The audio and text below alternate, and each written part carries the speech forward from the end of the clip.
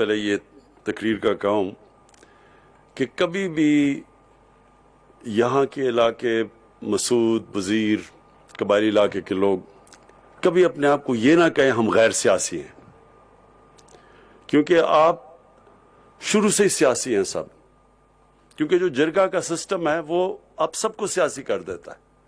ایک جمہوری آپ کا رواج ہے، آپ بیٹھتے ہیں سارے مل کے مشاورت کے بعد فیصلے کرتے ہیں۔ یہ بڑا ایک پرانا ایک سسٹم چلا آ رہا ہے جو اس سارے علاقے کو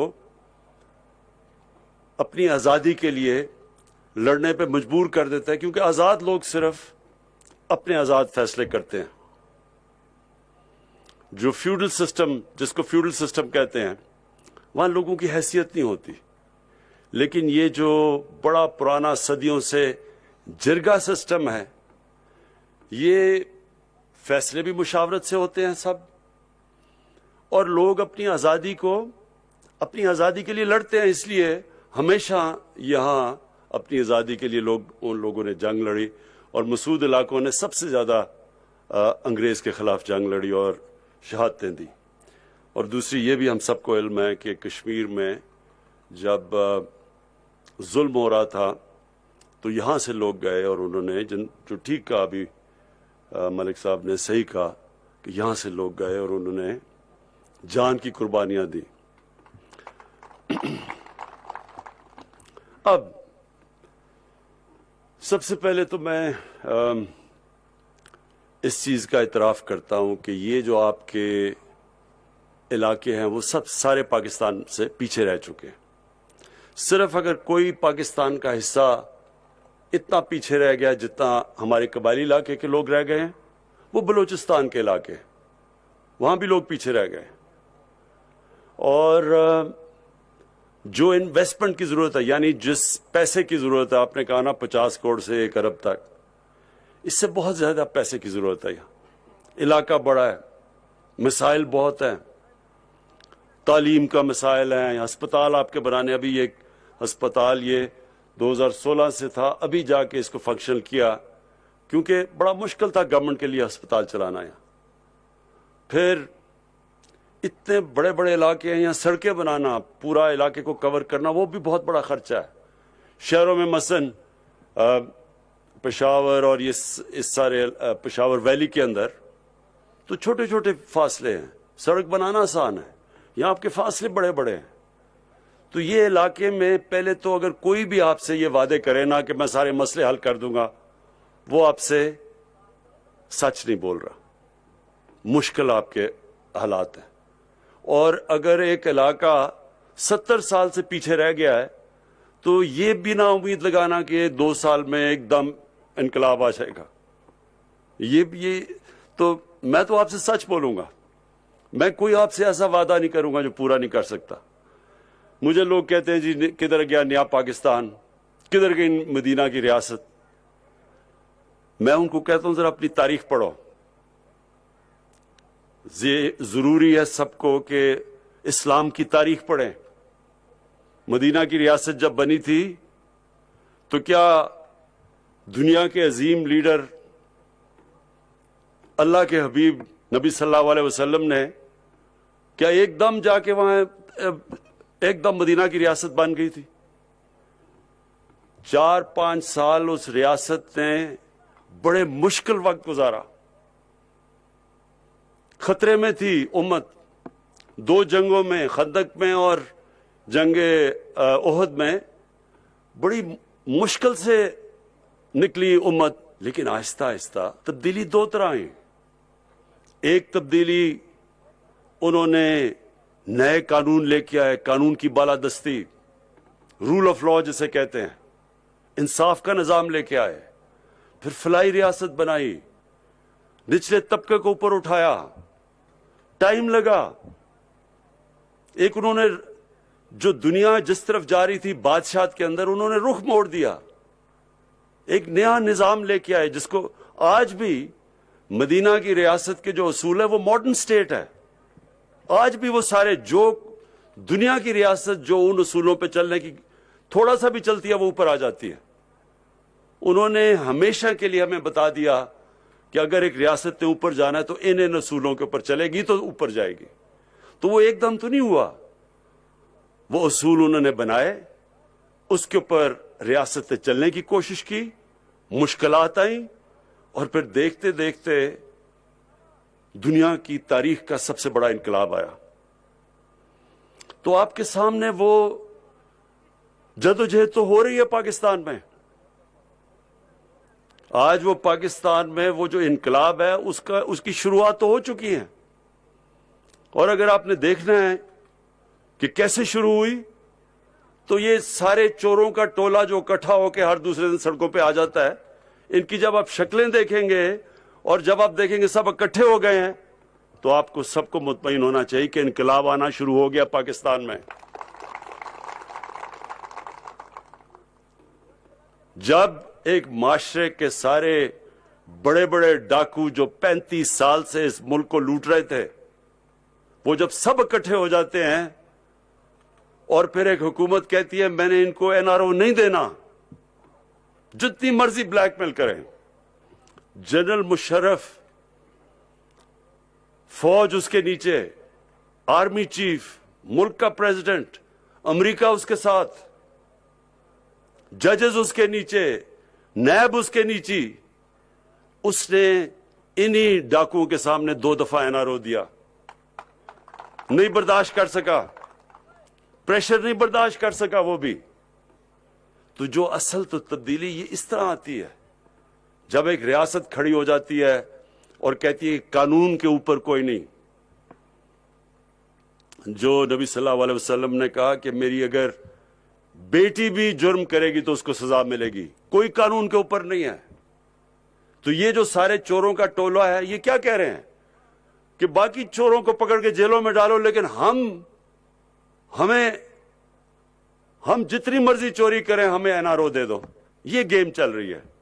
تو یہ جو شروع ہے یہ قانون کی بالادستی کی جنگ, اس میں انشاءاللہ جیسے ہم جیتیں گے اس میں اٹھتی ہے قوم. ایک قومیں تو ایسے بنتی ہیں, اگر قوم کا سارا پیسہ چوری کر کے باہر لے جائے کوئی, سارے بڑے بڑے چور بڑے بڑے محلات باہر بنا لیں, سب کے بیٹے 12 اربوں روپے کے محلوں میں رہ رہے ہیں, وہ اسحاق ڈار کے بیٹے, نواز شریف کے بیٹے, وہ شہباز شریف, سارے اربوں پتی بن گئے ہیں. کس کے پیسے پہ؟ آپ کے پیسے پہ.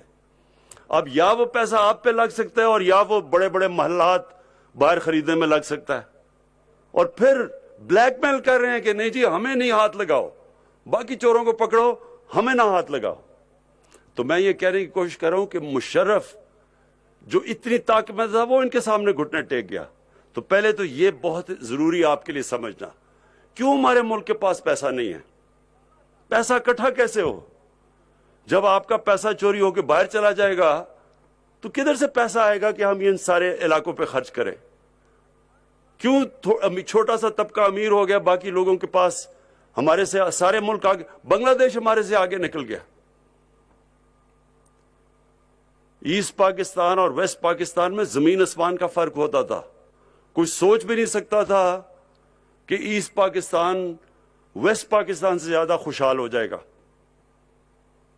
اور آج دیکھ لیں بنگلہ دیش, جس کو لوگوں نے یہاں جب علیحدہ ہوا تو انہوں نے کہا جی بہت بوجھ پڑا ہوا تھا پاکستان پہ, ایسٹ پاکستان کا, آج وہ پاکستان سے آگے نکل گیا.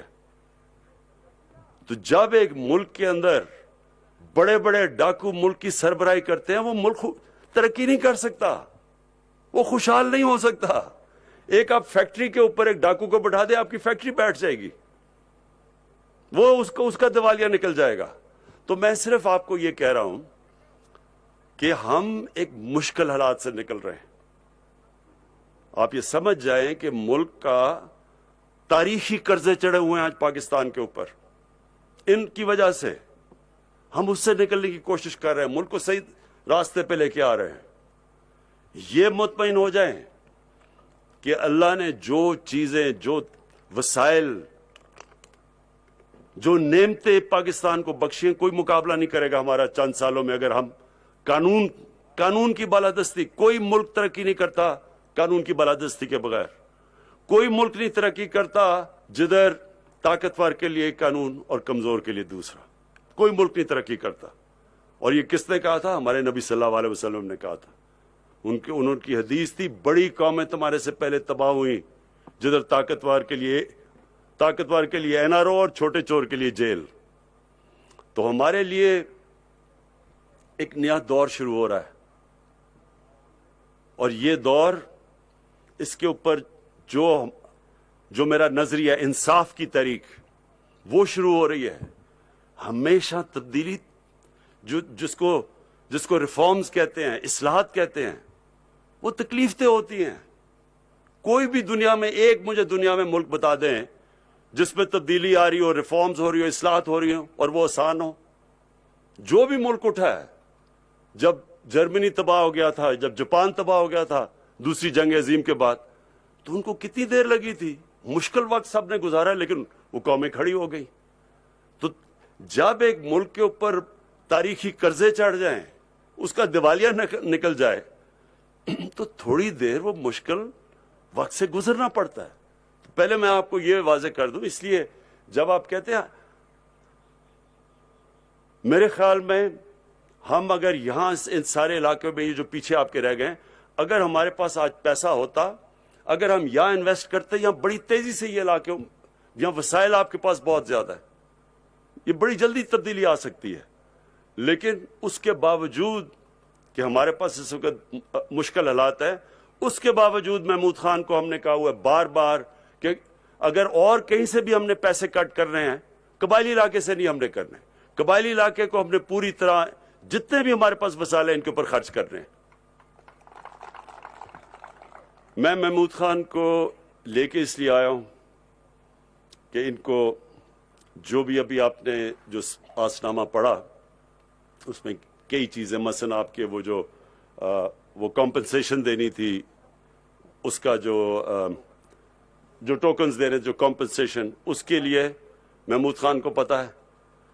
جو آپ کا پانی کا مسئلہ ہے، آپ کو بہت زیادہ چھوٹی چھوٹی چیک ڈیمز چاہیے. سب سے بڑے مسئلے تو یہ ہیں کہ آپ کو پانی گاؤں میں فراہم ہو، صاف پینے کا پانی. اس کے بعد جو آپ کی سڑکیں ہیں وہ تیسرے نمبر پہ آئیں گی. اس سے پہلے آپ کا تعلیم کا نظام، یہاں بچوں کو تعلیم کی بہت ضرورت ہے.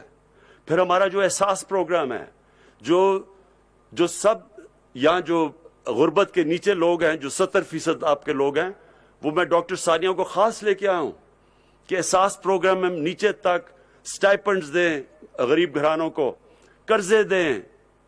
پھر جو ہم جانور دیتے ہیں گھر میں خواتین کو تاکہ وہ اپنی آمدنی اوپر کریں، دودھ ہو گھر میں، یعنی مرغیاں، انڈے، یہ غریب گھرانوں کے لیے ہم نے یہ بھی پروگرام لے کے آئے ہوئے ہیں. اور جو کامیاب جوان جو آج ہم نے بڑے بڑے قرضے دیے ہیں، اس کے اندر وہ بھی یہ ساؤتھ وزیرستان میں سب سے زیادہ ہم دیں گے، کیونکہ یہاں آپ کا یوتھ سب سے زیادہ ہے اور بے روزگاری سب سے زیادہ ہے. تو ان کے لیے بھی آج جو پروگرام ہم نے لانچ کیا. اور پھر ایک اور فیصلہ کیا ہے ایجوکیشن سٹی کا.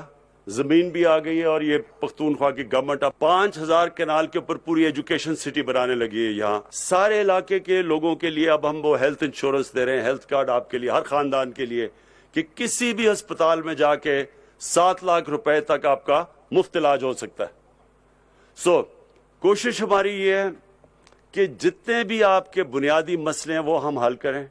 جو آپ نے ابھی بات کی ڈسٹرکٹ کی، وہ تو میں جانتا ہوں کہ زمین کے لیے یہاں آپ کی کتنا پیار ہے اپنی زمین کے ساتھ، اور اس لیے میں نے محمود خان کو کہا کہ آپ کے ساتھ بیٹھ کے مشاورت کرے.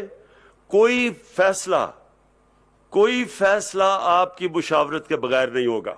جو بھی فیصلہ ہوگا، جب تک آپ مطمئن نہیں ہوں گے وہ ہم فیصلہ نہیں کریں گے. تو یہ اس کے اوپر بھی آپ مطمئن ہو جائیں. واضح کر دیتا ہوں کہ ہماری اس وقت پرائیورٹی ہے، ہم نے وزیرستان خاص طور پہ جدھر سب سے زیادہ تباہی ہوئی جنگ کی وجہ سے، اس لیے وزیرستان کو ہم نے سب سے زیادہ آگے رکھنا، اور پھر باقی سارے قبائلی علاقہ اور بلوچستان، اور خاص طور پہ جنوبی بلوچستان جو کہ پیچھے رہ گیا، اس کے اوپر میری حکومت کی سب سے زیادہ توجہ ہے.